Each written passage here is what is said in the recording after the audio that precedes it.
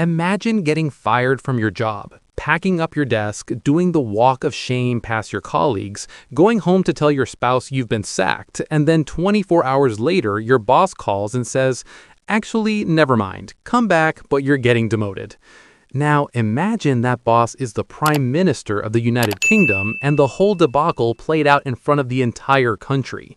Welcome to Keir Starmer's Labour Party, where the chaos is free, the explanations are non-existent, and even your own ministers are publicly calling you out for being absolutely useless at managing people. Ian Murray, former Scottish Secretary, current senior minister in two departments simultaneously, because apparently that makes total sense, has just done something almost unheard of in British politics.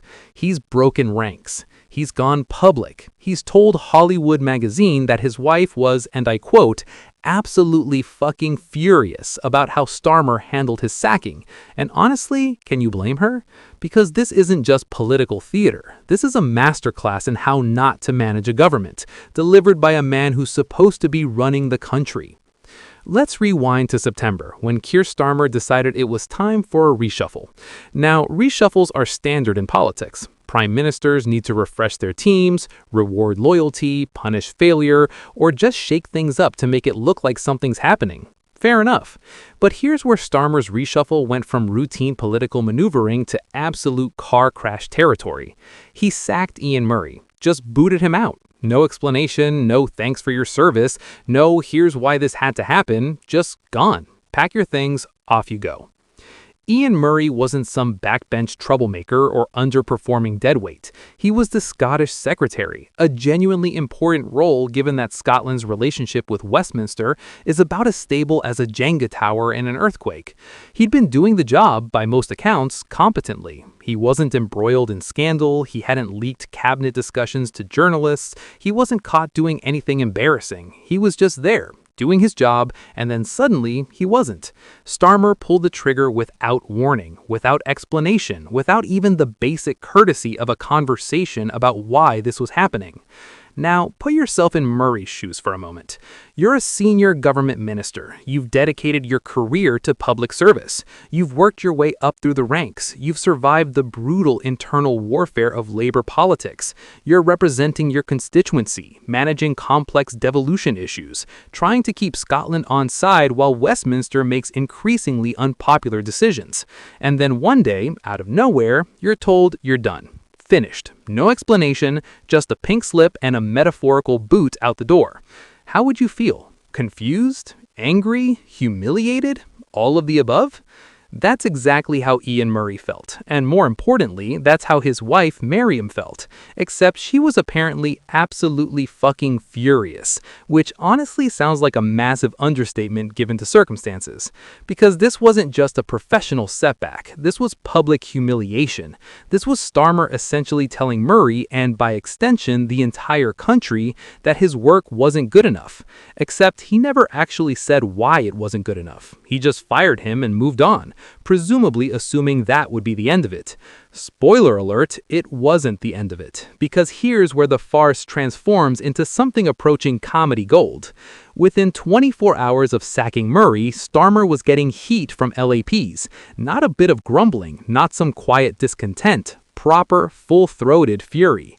MPs were livid that Murray had been binned without cause. They demanded answers. They kicked up a fuss. And Starmer, displaying the kind of strong, principled leadership we've all come to expect from him, immediately caved. He called Murray back, offered him a job, except not his old job. 2 new jobs, both at a lower level than his previous position.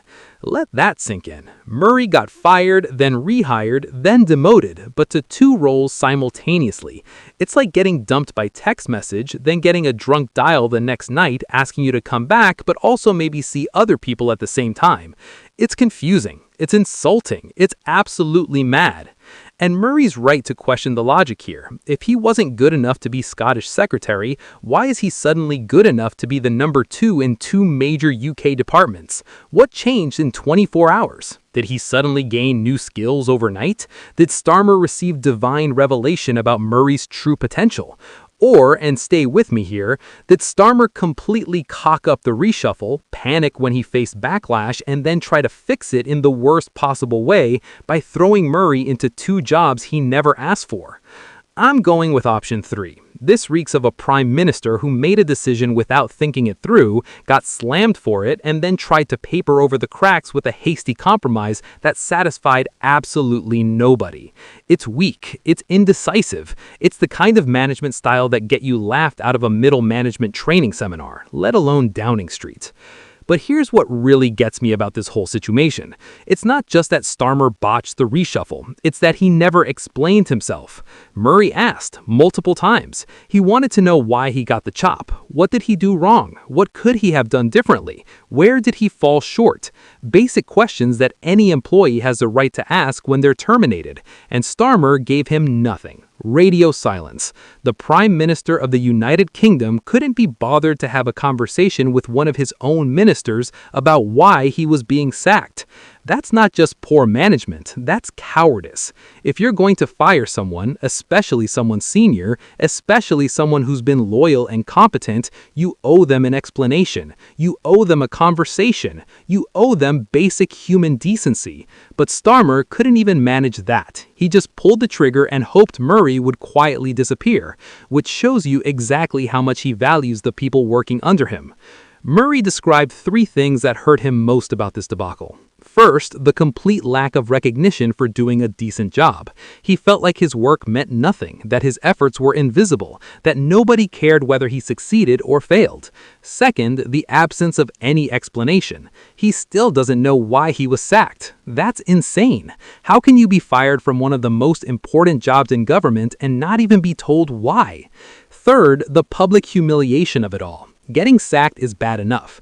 Getting sacked publicly, having journalists and commentators dissect your firing, having your professional reputation questioned in the media, all without any explanation or defense, is genuinely cruel.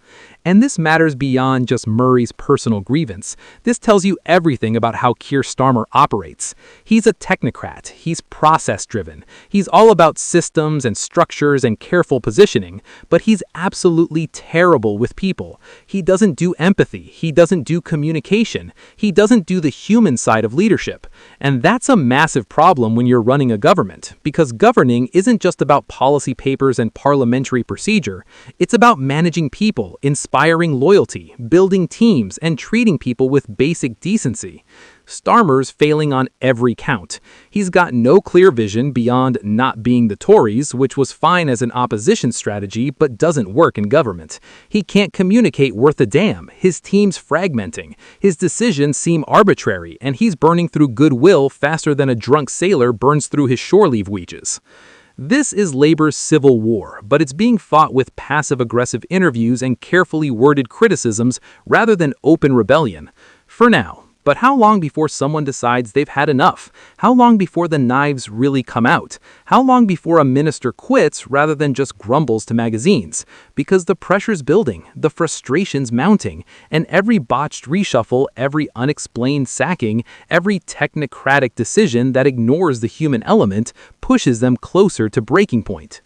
Ian Murray took 5 hours to decide whether to accept Starmer's offer to return to government. 5 hours to weigh whether working for a prime minister who'd humiliated him was worth it. 5 hours to consider swallowing his pride and coming back into a system that treated him like garbage. That he even considered saying no tells you everything.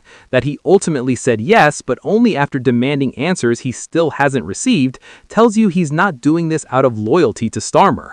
He's doing this despite Starmer. And that's the real story here. Keir Starmer isn't leading through inspiration or trust. He's leading through inertia. People stay because leaving would be worse, not because they believe in what he's doing. That's not sustainable. That's not a foundation for successful governance. That's a recipe for eventual collapse. So what happens next? Does Starmer learn from this disaster and start actually communicating with his team? Does he develop some emotional intelligence and recognize that treating people with basic respect might improve his political fortunes? Or does he carry on as before, assuming that technical competence is enough, that process matters more than people, that he can just bulldoze through without building genuine loyalty and support? My money's on option 2. because leopards don't change their spots and technocrats don't suddenly become inspiring leaders. Starmer is what he is, and what he is increasingly is a prime minister losing the confidence of his own party. When your ministers are publicly calling you out, when your health secretary's openly frustrated, when you're having to U-turn on reshuffles because you didn't think them through, you're not in control. You're barely hanging on. If you think this labor civil war's just getting started, drop a comment below. Do you think Starmer can turn this around, or is he finished? And if you want to stay on top of all the chaos, dysfunction, and political drama coming out of Westminster, make sure you're subscribed to UK Political Insight. Hit that like button if you think Ian Murray's wife had every right to be absolutely furious, and let's keep watching this government implode in real time, because trust me, it's only going to get messier from here.